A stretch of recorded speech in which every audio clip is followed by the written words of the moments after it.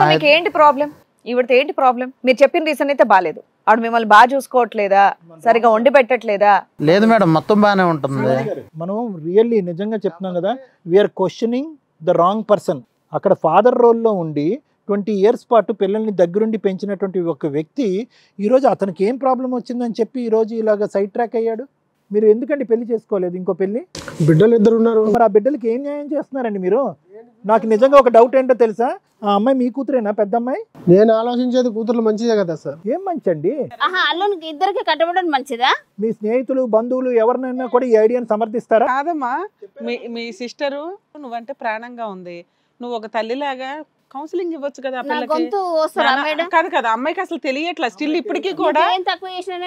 నిన్ను వదిలి ఉండడం అసలు ఆవిడ ఎవరిని చేసుకుందాం అనుకుంటుందో తెలుసా? నిన్ను ఆయన అందరూ ఒప్పించారు అక్క, అందరు బయట వాళ్ళు కూడా ఓకే ఒప్పించారు కాబట్టి నేను నా కూతురు ఏం కావాలి ఇట్లా ఒప్పించి మీరు అది తప్పు. నేను నీకు వేరే పెళ్లి చేస్తానని నువ్వు నేర్పించవచ్చు కదా, చెప్పపోయావా పోనీ మీ చెల్లికి? నీకు ఇంతకన్నా మంచి సంబంధం చూస్తావు కదా. మీ అక్క నీ తల్లితో సమానం అమ్మా. ఆవిడ ఇప్పుడు దగ్గరుండి ఏంటంటే నీకు అర్థం కావట్లేదు ఇక్కడ ఉన్న డేంజర్. అక్క ఇష్టం కాబట్టి అక్క మొగుడు కూడా ఇష్టం అనేటటువంటి పిచ్చితనంలో నువ్వు ఉన్నావు. మీరు అందరూ ఉమ్మడి కుటుంబంలాగే చక్కగా హ్యాపీగా ఉన్నారు.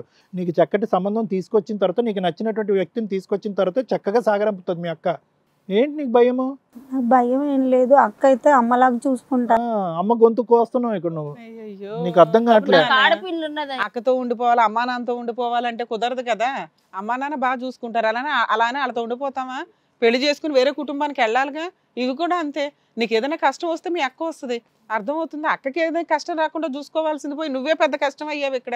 దానికి మళ్ళీ వాళ్ళిద్దరూ నీకు పెద్ద కౌన్సిలింగ్ ఇవ్వడం. సరే ఉండు నాన్న.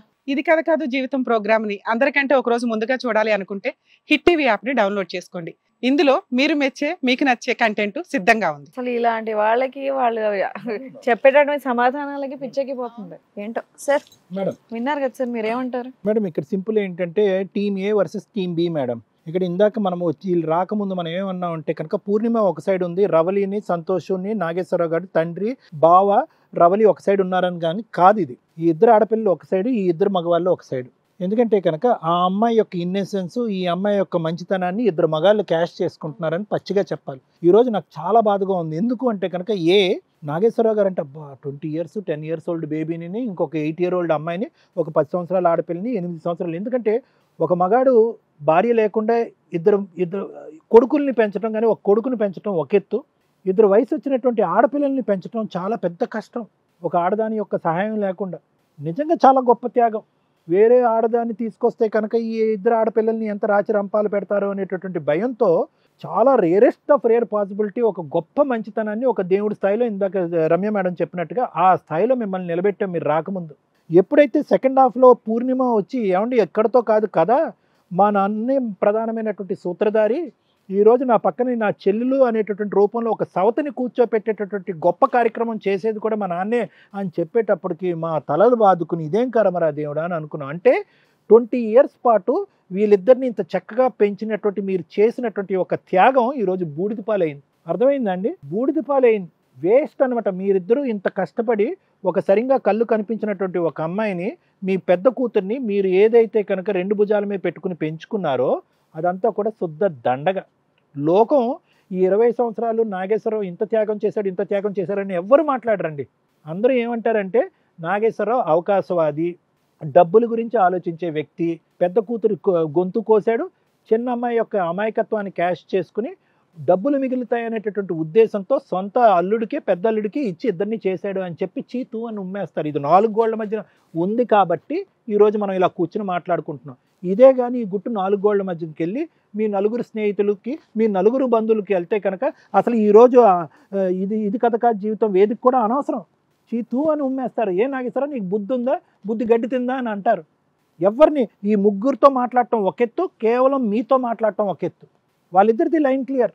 ఆ అమ్మాయి అమాయకత్వంతో ఒప్పుకుంది, నాకేం తెలీదు మీరు ఎంత చెప్తే నాన్న అని అంది, మీరు ఎంత చెప్తే బావా అని చెప్పింది. ఈ హీరో గారు బండి మీద ఎక్కించుకుని అటు ఇటు తిప్పేటప్పటికి అక్క భర్తే నా భర్త అన్నట్టుగా పిచ్చి నమ్మకంతో ఉంది. ఆ అమ్మాయికి ఓన్లీ కళ్ళు కనిపించడం కాదు, మానసిక పరిస్థితి కూడా, అమాయకత్వం కూడా ఉంది. అమ్మాయికి మానసిక ఎదుగుదల కూడా లేదు.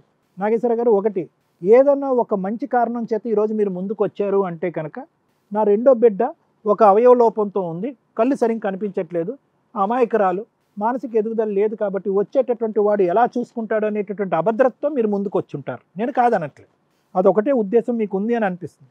కానీ నేను అనేది ఏంటంటే అసలు మీరు ఏ అటెంప్ట్ చేయకుండా, ఏ ప్రయత్నం చేయకుండా, ఏదో 100 మంది మగాళ్ళు వచ్చి క్యూ కట్టేసి 100 మంది గుడ్ బై చెప్పేసినటువంటి ఆలోచనతో మీకు మీరుగానే అభద్రతను ఊహించేసుకుని, మీకు మీరుగానే రవలి జీవితం నాశనం అయిపోద్ది అనుకుని ఇతనికి ఇచ్చి కట్టబెట్టాలని అనుకోవటం ఎంత పిచ్చితనం అండి ఈరోజు నాగేశ్వరరావు గారు.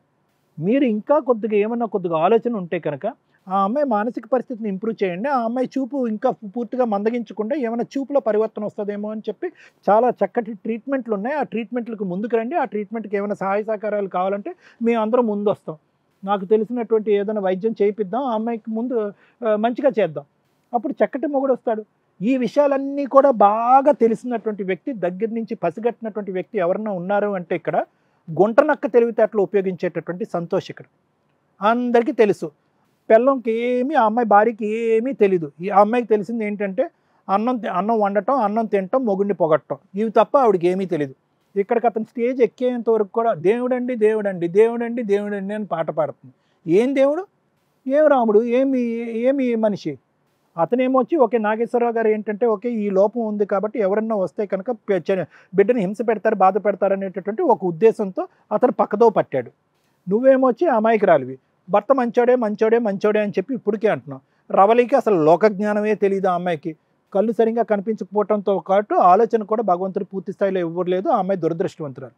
ఈ పరిస్థితిని ఎవరు బాగా క్యాష్ చేసుకున్నారు అంటే కనుక మీరందరూ కూడా బాగా పొగిడి గాలి కొట్టి ఆ లెవెల్లో కూర్చోపెట్టినటువంటి ఈయన. ఇతన్ని నిందించేవాడు లేదు, వేలెత్తి చూపెట్టేవాడు లేడు, నిలదీసేవాడు లేడు. పైపెచ్చి ఏంటంటే నువ్వు దేవుడు దేవుడు, నువ్వు గొప్పవాడివి అని చెప్పి అక్షింతలు వేస్తున్నారు. కాబట్టి అతనికి 2 కాదు 10 కొమ్ములు వచ్చినాయి నెత్తి మీద. కళ్ళు కాస్త నెత్తి మీద ఎక్కినాయి.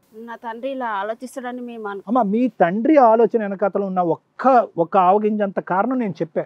కానీ ఇక్కడ పూర్తిగా దురుద్దేశం ఉన్నటువంటి వ్యక్తి ఎవరు? ఈరోజు సంతోష్ వచ్చి రవలిని ఎందుకు చేసుకుంటానంటున్నాడు? కళ్ళు కనిపించవనా? కాదే, నువ్వు పక్కన ఉంటే చూడముచ్చటగా లేదు, వయసుకి మించిన దానిలా కనిపిస్తున్నావు, లోకంలో నలుగురు పొగడట్లేదు, you are made for each other అని ఎవరు అనట్లేదు కాబట్టి ఆ అమ్మాయిని ఎక్కించుకుని తిరుగుతున్నాడు. వీళ్ళిద్దరు మేడ్ ఫర్ ఈచ్ అదర్ అని చెప్పి అందరూ బండి ఆపి పొగుడుతున్నారంట వీళ్ళు. సో ఇక్కడ పూర్తి స్థాయిలో అవకాశవాది, అడ్వాంటేజ్ తీసుకునేటటువంటి గుంటనక్క తెలివితేటలు ఎవరికన్నా ఉన్నాయంటే సంతోష్. మీ కుటుంబంలో చీడపురుగు, గొప్ప అల్లుడు కాదు, దేవుడు కాదు. సరే ఎట్టో అందరూ కలిసి ఉంటామన్న మాట్లాడుతున్నావు, నా చేతిలో తన్నులు తింటావు నువ్వు. ఇక్కడ మీ ఇంట్లో ఆనవాయితీ అది, అంత చెప్తుంటే కూడా అర్థం కావట్లా. ఇంట్లో ఆనవాయితీ అది. అటువంటి కుటుంబం నుంచి వచ్చా? మీ ఇంట్లో ఒక అన్నయ్య వాళ్ళు 2 ఆడపిల్లల్ని పెళ్లి చేసుకున్నాడా? ఎందుకు ఆనవాయితీ, ఆ సాంప్రదాయం ఇంట్లోకి తీసుకొస్తున్నావు? ప్లస్ అందరూ కలిసి ఉంటాం అని చెప్పి కలిసి ఉంటానికి ఆ అమ్మాయి అంటే కనుక అమాయకురాలు, కలిసి ఉంటాం, అక్క అంటే ప్రేమ, అక్క తల్లి స్థానంలో కూర్చుందని ఆ అమ్మాయి అంటానికి ఒక అర్థం ఉంది. నువ్వేంటి, నువ్వు అడ్వాంటేజ్ తీసుకోవాలనే కదా. పైపెచ్చి ఏంటి అంటే మా ఇద్దరి మధ్యన దానికి మించి ఏమీ లేదంటే జస్ట్ టచ్చింగ్, హగ్గింగ్, కిస్సింగ్ అంటున్నావా? నువ్వు ఎక్కడ ఆగే రకం ఏం కాదు. కొద్దిగా పచ్చజెండా ఊపితే వెళ్ళిపోతాను, రెచ్చిపోతాను. జాగ్రత్త, కబడ్దార్. వాళ్ళు తెలియనటువంటి మనుషులు, మంచి మనసులు. హిట్ టీవీ యాప్, ఇందులో short news, live news, entertainment shows, movies, digital magazines తో పాటు మీ జిల్లా వార్తలను కూడా ఫ్రీగా చూడొచ్చు. ఇంకెందుకు ఆలస్యం, వెంటనే హిట్ టీవీ యాప్ ని డౌన్లోడ్ చేసుకుని ఫ్రీగా ఎంటర్టైన్మెంట్ పొందండి. Hit TV app, hit TV app, please download hit TV app. Hit TV app ని ఫ్రీగా డౌన్లోడ్ చేసుకుని ఎంజాయ్ చేయండి. మీకు నచ్చిన ఎంటర్టైన్మెంట్ కోసం హిట్ టీవీ యాప్ ని ఫ్రీగా డౌన్లోడ్ చేసుకుని ఎంజాయ్ చేయండి. హిట్ టీవీ యాప్ ని డౌన్లోడ్ చేసుకుని ఆస్వాదించండి, ఆశీర్వదించండి. ఇంతమంది సెలబ్రిటీలు హిట్ టీవీ యాప్ ని డౌన్లోడ్ చేసుకోండి అని చెప్తున్నారంటే ఎంత మంచి యాప్ ఆలోచించండి. అమెరికా అమెరికా అమెరికా అమెరికాలో చదవాలనుకునే వాళ్ళకి విశ్వసనీయమైన పేరు మన శౌర్య కన్సల్టెన్సీ.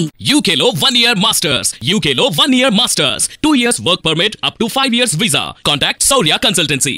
Contact 89851 89851.